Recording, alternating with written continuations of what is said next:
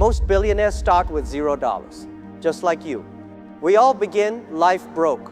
Some were lucky, they had rich parents or grew up in a middle-class home. But I never liked reading about them, because deep down I'd tell myself, he was just lucky. And that thought changed everything.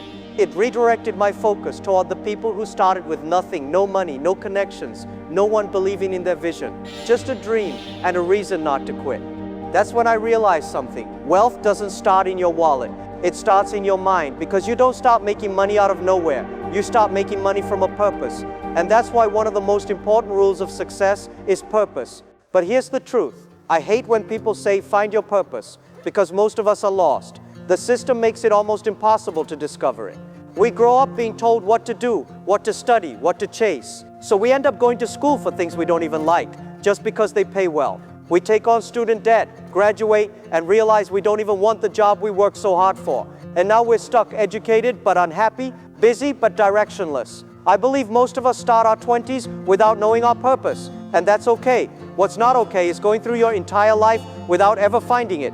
Because not having a purpose doesn't just make you poor, it makes you empty. It breaks homes, it creates depression, it makes life feel meaningless, even when you're working hard. At one point in my life, I was depressed too. I was broke, I was hungry, and I had no idea what I was doing.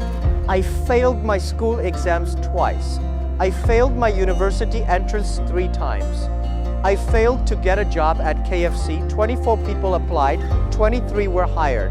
I was the only one rejected. Even the police told me, you're not fit. And when I tried to work at a hotel, they said, you're not good enough. I thought life was unfair. But now I understand failure wasn't rejecting me. It was redirecting me. If I had gotten those jobs, maybe I would have stopped dreaming. Maybe I would have chosen comfort over growth. Maybe there would be no Alibaba. But in my pain, I found my purpose. And that's what purpose does. It doesn't show up when life is easy. It shows up when life is hard. Purpose hides inside the things that break you. It lives in your hunger, your struggle, your rejections. And when you finally listen to it, you'll realize you were never failing, you were becoming. So if you're watching this right now, and you feel lost, broke, or hopeless, remember this. You don't need to start with money. You just need to start with meaning. Because when you find your purpose, you'll stop chasing money, and money will start chasing you.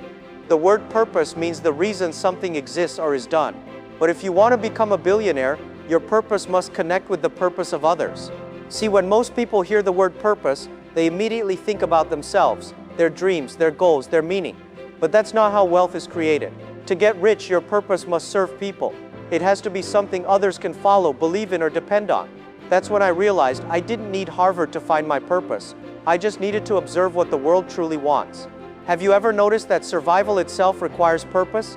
You're either working within someone else's purpose or with your own. If you work at McDonald's, you're part of the company's purpose to serve fast food quickly to customers. You follow rules, schedules, and duties, almost like being back in school. You have break time, lunchtime, and permission to leave. The only difference is this time you get paid for it. But deep down, it often feels empty.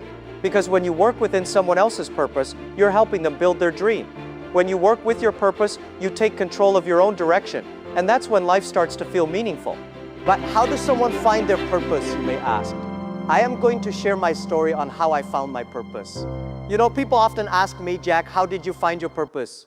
The truth is, I didn't find it overnight. I failed my way into it. When I was younger, I had many small purposes. At first, I wanted to be a teacher. Teaching gave me joy, but not freedom. I realized I was helping others grow while my own life stood still. Then I became a translator.